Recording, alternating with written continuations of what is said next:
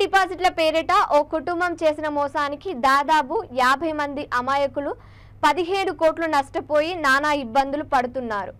బాధితుల్లో ఒకరైన సికింద్రాబాద్కు చెందిన అకారం రమేష్ తో పాటు పలువురు బాధితులు ఆదివారం మీడియా ముందు తమ ఆవేదన వ్యక్తం చేశారు. గడువు ముగిసినా తిరిగి డబ్బులు ఇవ్వకపోవడంతో బాధితులు ఆందోళనకు చేయడంతో అప్రమత్తమైన నిందితుడు కేబీహెచ్పీలో తమ అపార్ట్మెంట్ ప్లాట్లు ఇతర ఆస్తులను విక్రయించి పరారీలో ఉన్నారు. బాధితులు 2020లో కేబీహెచ్పీ పిఎస్లో ఫిర్యాదు చేయగా పోలీసులు దర్యాప్తు చేసి బెంగళూరులో దాచుకున్న నిందితుడిని అదుపులోకి తీసుకుని అరెస్ట్ చేశారు. కొంతకాలం జైలు జీవితం గడిపిన వీరు బెయిల్పై గత 4 ఏళ్ల క్రితం విడుదలయ్యారని బాధితులు పేర్కొన్నారు. 4 ఏళ్లుగా పోరాడుతున్నా న్యాయం జరగడం లేదని ఆవేదన వ్యక్తం చేశారు.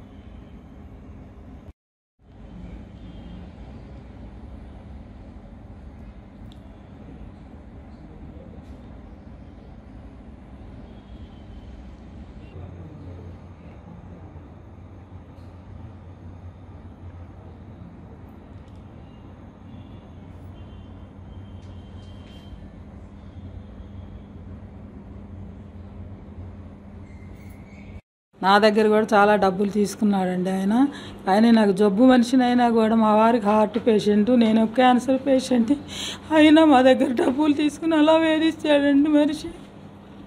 కానీ హెల్త్ బాగోట్లేదండి, చాలా ఇదిగా ఉంటుందండి. కొంచెం న్యాయం చేయండి నాకు. అందరికీ నమస్కారం అండి. నా పేరు పాలూరి రామారావు. మాది దొడ్డిపట్ల పాలకుల దగ్గర సేగుండి సూర్యనారాయణ కనకదుర్గ అనేవాళ్ళు మా ఊరండి. మా ఇంటి పక్కనే ఇంటి ఎదురొకళ్ళు, కనకదుర్గది ఇంటి ఎదుర, సూర్యనారాయణ అనే వ్యక్తిది ఇంటి వెనకాల. ఇద్దరు ఒక రకంగా లెక్కేస్తే నాకు దగ్గర బంధువులండి. నేను ఆల్రెడీ 20 years నుంచి కేబీహెచ్పీలో ఉంటున్నాను, వాళ్ళు కూడా కేబీహెచ్పీలోనే ఉంటున్నారు. ఫస్ట్ నుంచి నేను చీటీలు ఇస్తున్నాను వాళ్ళ దగ్గర, చేబులో కూడా అమౌంట్ ఇస్తున్నాను. అలాగే నా అమౌంట్ నా వరకు ఒక 10 లక్షలు సుమారు 11 లక్షల వరకు నాది మోసం చేశాడు. అలాగే కాకుండా వాళ్ళ ఇల్లు అది ఆపుదారని ట్రై చేస్తే వాళ్ళ ఇల్లు కూడా అమ్మేసుకుని వెళ్ళిపోయాడండి.